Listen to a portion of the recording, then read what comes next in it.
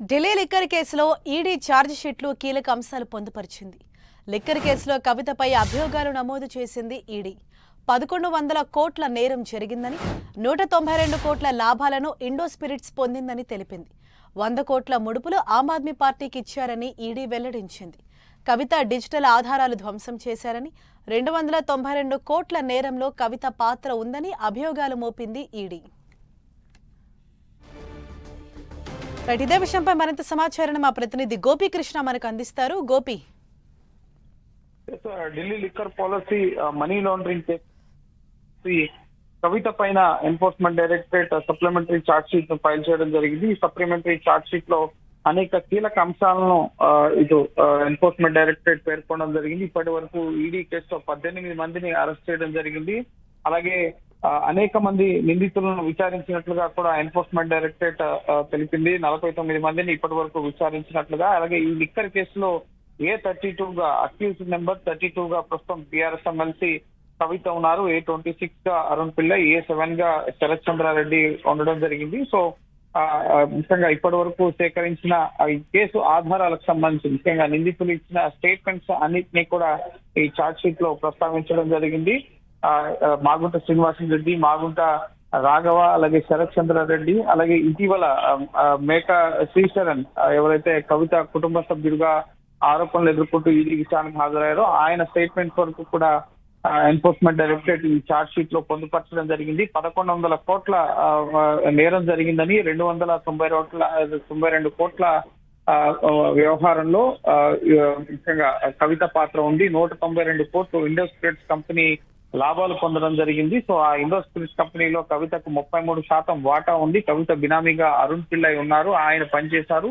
South group నుంచి ముఖ్యంగా ఈ లిక్కర్ పాలసీ 2021-22 పాలసీ తమకు అనుకూలంగా రూపొందించేదానికి గాను 100 కోట్ల ముడుపుల్ని ఇటు ఆమ్ ఆద్మీ పార్టీకి విజయ్ నాయర్ ద్వారా కవిత సమకూర్చారు. సో 100 కోట్ల ముడుపులు సమకూర్చడంలో 192 కోట్ల లాభాల వ్యవహారంలో కవిత పాత్ర ఉంది అని చెప్పి ఎన్ఫోర్స్మెంట్ డైరెక్టరేట్ ఈ ఛార్జ్ షీట్ లో పొందుపరచడం జరిగింది. ఈ ఛార్జ్ షీట్ మే 10వ తేదీన ఎన్ఫోర్స్మెంట్ డైరెక్టరేట్ రౌజవెన్యూ కోర్టులో దాఖలు చేయడం జరిగింది. అలాగే మే 29న ఈ ఛార్జ్ షీట్ ని కోర్టు పరిగణలోకి తీసుకోవడం జరిగింది. ఈ రోజు కవితను కోర్టులో ప్రొడ్యూస్ చేసిన సందర్భంగా ఈ ఛార్జ్ షీట్ కి సంబంధించిన కాపీని కవిత తరపు న్యాయవాదులకి ఇవ్వడం జరిగింది. నెక్స్ట్ ఈ ఛార్జ్ షీట్ పైన కవిత తరపు న్యాయవాదులు వాదనలు వినిపించబోతున్నారు. తదుపరి జూలై 3వ తేదీకి కేసు విచారణని రౌజవెన్యూ కోర్టు వాయిదా వేయడం జరిగింది. సో నెక్స్ట్ ట్రయల్ ప్రొసీడింగ్స్ ప్రారంభమయ్యేంత వరకు కూడా కవిత జైల్లోనే ఉండాల్సిన పరిస్థితి ఏర్పడింది. ఒకవేళ హైకోర్టులో బెయిల్ వస్తే గనక ఆ తదుపరి కవిత రిలీజ్ అయ్యే అవకాశాలు కనిపిస్తున్నాయి. కవితకు సంబంధించి ఎక్కడెక్కడ సమావేశాలు జరిగాయి, అలాగే సౌత్ గ్రూప్ లో భాగస్వాములు ఎవరెవరు ఎంత డబ్బులు సమకూర్చారు, అలాగే కవితకు సంబంధించిన PA అశోక్ కౌశిక్ ద్వారా ముడుపులు ఏ విధంగా అందాయి, గోవా అసెంబ్లీ ఎలక్షన్స్ కి సంబంధించి సౌత్ గ్రూప్ నుంచి ఎన్ని కోట్ల రూపాయల ముడుపులు సమకూర్చడం జరిగింది. సో వీటన్నిటికి సంబంధించిన వివరాలను కూడా సమగ్రంగా ఎన్ఫోర్స్మెంట్ డైరెక్టరేట్ ఈ సప్లిమెంటరీ ఛార్జ్ షీట్ 177 పేజీలతో సమ్మరీకి సంబంధించిన కాపీ విడుదల కావడం జరిగింది. సో సుమారు 30,000 పేజీలతో మొత్తం ఛార్జ్ షీట్ ని ఫైల్ చేయడం జరిగింది. ఇందులో నిందితులు ఇచ్చిన స్టేట్మెంట్స్, అలాగే ఈడీ వద్ద ఉన్న ఆధారాలు, వీటన్నిటికి సంబంధించిన అంశాలను కూడా ఈ ఛార్జ్ షీట్ లో ఎన్ఫోర్స్మెంట్ డైరెక్టరేట్ ప్రస్తావించడం జరిగింది. సో ఈ లిక్కర్ కేసులో కవిత పాత్ర ఉంది అనడానికి అన్ని ఆధారాలు తమ వద్ద ఉన్నాయని చెప్పి కూడా ఈ ఛార్జ్ షీట్ లో కవిత పేర్కొనడం జరిగింది. నిందితులు ఇచ్చిన స్టేట్మెంట్స్, అలాగే అప్రూవల్ గా మారిన వారు ఇచ్చిన స్టేట్మెంట్స్ తో పాటుగా డబ్బులు ఎవరెవరు ఎంత సమకూర్చారు, ముఖ్యంగా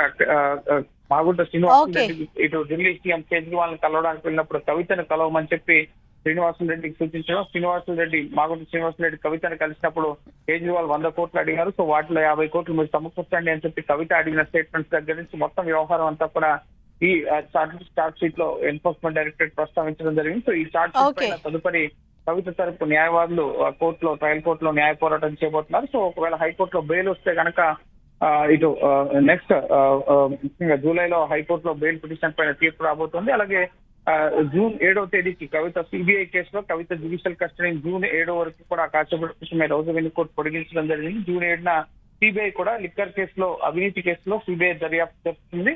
ఈ CBI కేసులో కూడా కవిత పాత్ర పైన CBI ఛార్జ్ షీట్ ని 7వ తేదీ ఫైల్ చేయబోతున్నట్లుగా ఈ రోజు రౌజవెన్యూ కోర్టు తెలపడం జరిగింది. Right, thank you.